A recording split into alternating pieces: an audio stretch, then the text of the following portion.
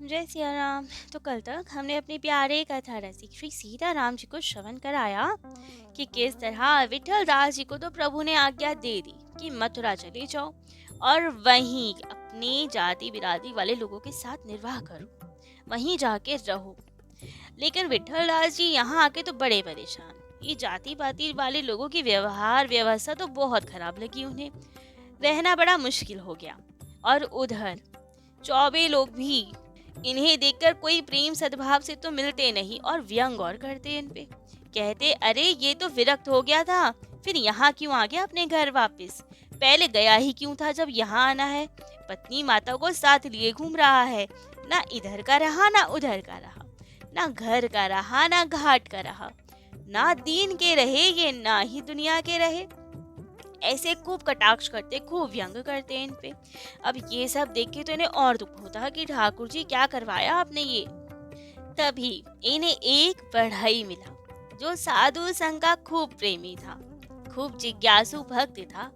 और वे तो इन्हें देखकर संत मानकर खूब प्रसन्न हुआ। उसकी भी अभिलाषा पूर्ण हुई कि हमारे घर कोई संत निवास और उनसे हम खूब सत्संग प्राप्त करें।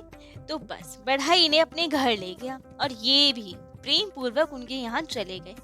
लेकिन बढ़ई ने जब इनकी पत्नी को देखा कि वे तो माँ बनने वाली है, उन्हें थोड़ा एकांत की आवश्यकता हो सकती है, तो बस एकांत सल विचार करके उन्होंने अपने घर का बैठक वाला एरिया इनको दे दिया और कहा यहीं पे एक दीवार चिनवा देते हैं जिससे आपको एकांत रहे, बाद में बालक आदि होगा तो सुविधा रहेगी आपको। तो इसीलिए अब नींव खुदाई का काम शुरू हुआ।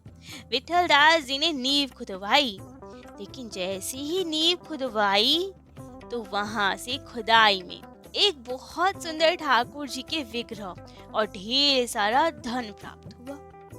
अब तो विठल दास जी ने देखा कि इतना सारा धन मिला, हम तो दीवार खड़े करने के लिए नींव खुदवा रहे थे, तो तुरंत गए बढ़ई के पास और कहा कि देखो आपके पूर्वजों का धन मिला है और ठाकुर जी मिले हैं, तो अपने पास रखो, आपका अधिकार है इस पे। लेकिन बढ़ई भी महान संत सेवी कहने लगे नहीं नहीं महाराज, हमारे भाग्य का होता तो हमें पहले ही मिल जाता, आपके भाग्य का है ये, तभी तो आपको मिला है, आप रखो इसे। अब दोनों ही ऐसे, वो कहे आप रखो ये कहे आप रखो, निर्णय ही ना हो पाए। दोनों ही लेने के इच्छुक नहीं थे उस धन को। तब तो अंत में पंचायत बुलाई गई। अब ग्राम के पंचायत आए जो खूब विचारवान योग्य थे, तो उन्होंने कहा कि वैसे एकमात्र धन तो नहीं निकला, ठाकुर जी भी तो निकले हैं, उनके श्री विग्रह आए हैं, तो ठीक है, इसका अर्थ यही है कि धन ठाकुर सेवा के लिए रखा गया था, तो जो ठाकुर सेवा करेगा उसी को धन मिलेगा, जिसे ठाकुर सेवा सुचारू रूप से हो सके। तब तो बढ़ई ने कहा महाराज मैं तो अज्ञानी अनपढ़ हूँ, सेवा विवा आती नहीं है मुझे, तो सेवा के वास्तविक अधिकारी तो यही हैं विठल दास जी, इन्हीं को ठाकुर जी दे दीजिए आप, तो इनके पास ठाकुर जी भी और धन दोनों रहे, यही ठाकुर सेवा करे, हमसे नहीं बन पाएगा। तब तो पंचों ने स्वीकृति दी और कहा कि ठीक है, विठल दास जी ही ठाकुर सेवा करेंगे और धन भी इनके पास ही रहेगा। अब तो इतने प्यारे ठाकुर जी पाकर विठल दास जी बहुत प्रसन्न, दिन रात ठाकुर सेवा में ही लीन रहते, उसके अलावा कोई कार्य था ही नहीं। उनका अभिषेक करना, उनका श्रृंगार करना, भोजन प्रसाद, हर चीज, कीर्तन सुनाना, कभी नृत्य करना उनके आगे, सतत सुबह से रात तक ठाकुर सेवा ही करते रहते। अब तो इनकी भक्ति की कीर्ति चारों ओर फैल गई। बहुत लोग आए इनके ठाकुर जी के दर्शन करते, वहाँ कथा कीर्तन सुनते और इनमें गुरु भाव रख के अब बहुत लोग आए जो इनके शिष्य बन गए। अब तो यहाँ पे खूब समैया होता, खूब उत्सव होते, कितने ही रसिक जन आते, गायक जन आते, बहुत बड़ा समाज एकत्र होता और चारों ओर भक्त जन भी आते इन सबको दर्शन करने। अब तो खूब बड़े बड़े उत्सव होने लगे यहाँ पे। एक समय की बात, ऐसे ही समाज जुटा था और उसी अवसर पे बहुत सारे गुणी जन आए, बधाई के बहुत पद गायन हो रहे, खूब आनंद मन रहा। तभी उन सब भक्तों को झूमता गाता हुआ देखकर, भक्ति में सराबोर देखकर वहां एक बहुत ही रूपवती गुणी धनी नटी आ गई और भगवान के समक्ष नृत्य गान करने लगी। अब तो इतना सुंदर वो नृत्य करे, इतना सुंदर पद गायन करे कि उसके कौशल पे तो विठलनाथ जी रीझ गए कि ठाकुर जी को कितना सुंदरता से निझा रही है, ठाकुर जी के समक्ष कितना प्रेम भाव से नृत्य कर रही है। अब तो समस्त धन संपत्ति वस्त्र आभूषण सब लुटाने लगे उस पे। जब उससे भी संतोष नहीं हुआ तो ठाकुर जी के वस्त्र आभूषण उस पर लुटाने लगे। फिर भी इन्हें तृप्ति नहीं हुई कि इसने तो ठाकुर जी को खूब प्रसन्न कर दिया। तब तो इन्होंने अपने पुत्र को ही ठाकुर जी की तरफ से ठाकुर जी पे न्यौछावर करके उस नटनी को ही दे दिया। इनके पुत्र का नाम था श्री रंगी राय जी। इनका भी ठाकुर जी के प्रति विलक्षण प्रेम था और राणा साहेब की पुत्री, मतलब वहाँ के जो राजा थे उनकी पुत्री, वे रंगी राय जी की शिष्या थी। अब जब उन्होंने ये सब सुना कि हमारे गुरुदेव को उनके पिताजी ने नटनी पे न्यौछावर कर दिया, तब तो उन्हें बड़ा दुख हुआ कि अरे ये क्या हो गया, ठाकुर जी की तरफ से नटनी को हमारे गुरुदेव को दे दिया, हमें कैसे भी करके अपने गुरुदेव को वापस लाना है। एकदम उन्होंने अन्न जल का परित्याग कर दिया अपने गुरुदेव के बिना कि मेरे गुरुदेव को नटनी को दे दिया। बहुत दुखी हुई। तब तो उस राजकुमारी ने नटनी को संदेश भेजा कि तुम्हारी जो भी कामना हो, जितना धन आदि राज्य जो लेना है वो ले लो, लेकिन मेरे गुरुदेव को वापस कर दो आप, वही मेरे भगवान के तुल्य है, मेरे भगवत स्वरूप गुरुदेव को मुझे दे दो, उनके बिना जीवन की आस मिट जाएगी। तब तो नटनी ने उत्तर में कहा कि द्रव्य की कोई चाहना नहीं है, मेरे पे कमी थोड़ी है किसी धन आदि की। हाँ, लेकिन यदि मैं रीझ गई किसी पर तो अपना तन मन प्राण सर्वस्व से दे सकती हूँ, तो तुम्हें मुझे रिझाना पड़ेगा, तो उसके बदले तो मैं न्यौछावर करके दे सकती हूँ तुम्हारे गुरुदेव, अन्यथा मेरे को कुछ नहीं चाहिए। तब तो राणा की पुत्री उस राजकुमारी ने कहा विठल दासी से कि हे भगवान, आप कृपा कीजिए, पुनः समाज जुटाइए, पुनः वही सब उत्सव मनाइए, हम अपने गुरुदेव को वापस लेंगे। तब तो विठल दास जी ने पुनः वैसा ही समाज का आयोजन किया, बहुत खर्चा किया, लेकिन इस बार सारा खर्चा राजकुमारी जी ने किया। खूब बहुत बड़ा उत्सव मना, पहले के जैसे ही बहुत गुणी गायक आदि आए, सब आए और सबको खूब सारा धन आदि दिया गया। और अब समाज में राजकुमारी ने स्वयं नृत्य करने की ठानी, क्योंकि आज नटनी को रिझाना था, तभी तो गुरुदेव वापस मिलेंगे। और यहाँ नटनी भी श्री रंगी राय जी का बहुत सुंदरता से श्रृंगार करके डोले में बिठाकर लाई थी इनको, और बोल भी रही थी उन्हें कि इस बार आपको भी न्यौछावर करना है हमें।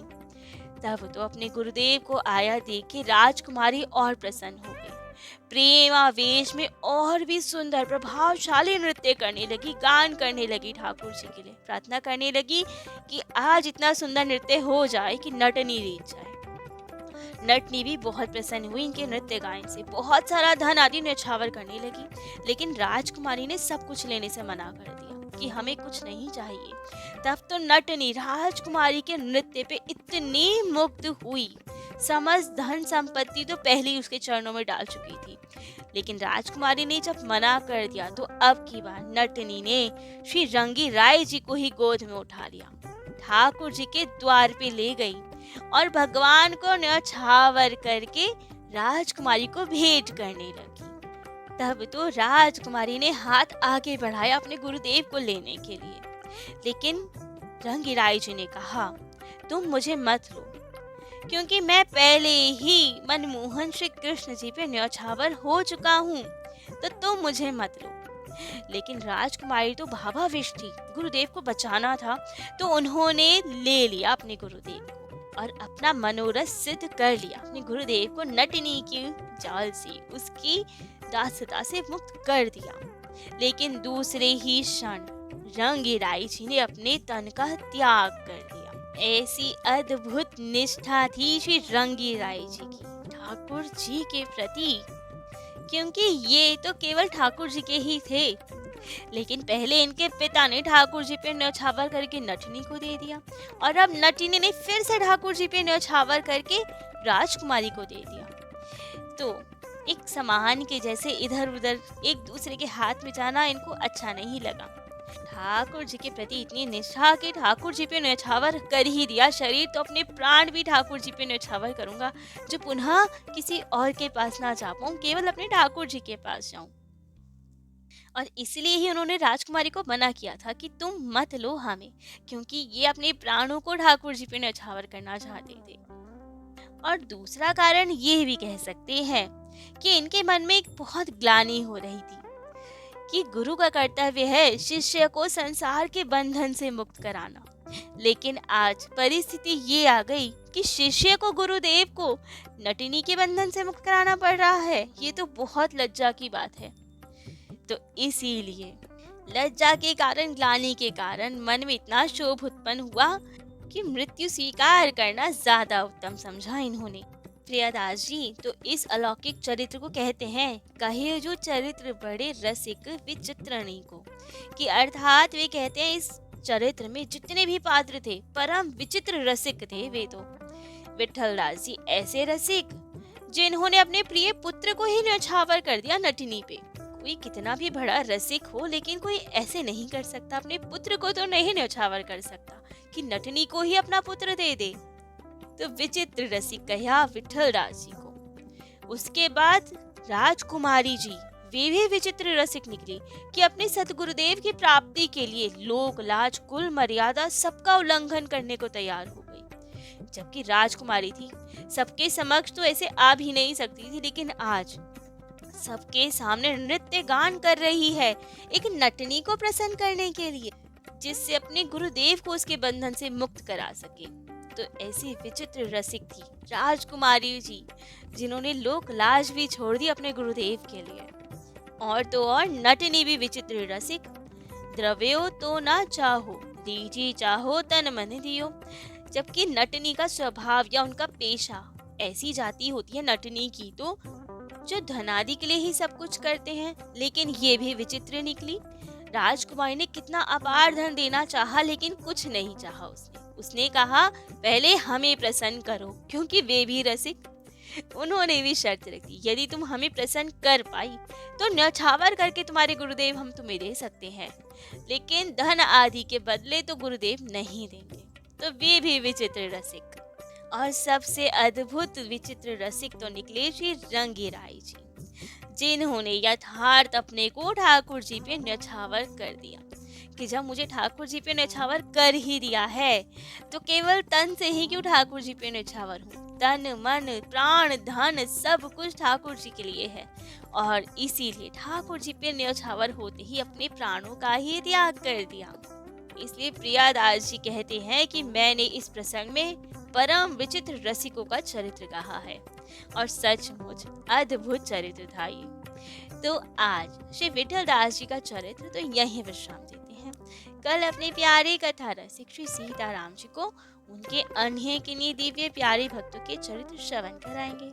आज के लिए इतना ही। जय जय श्री सीताराम।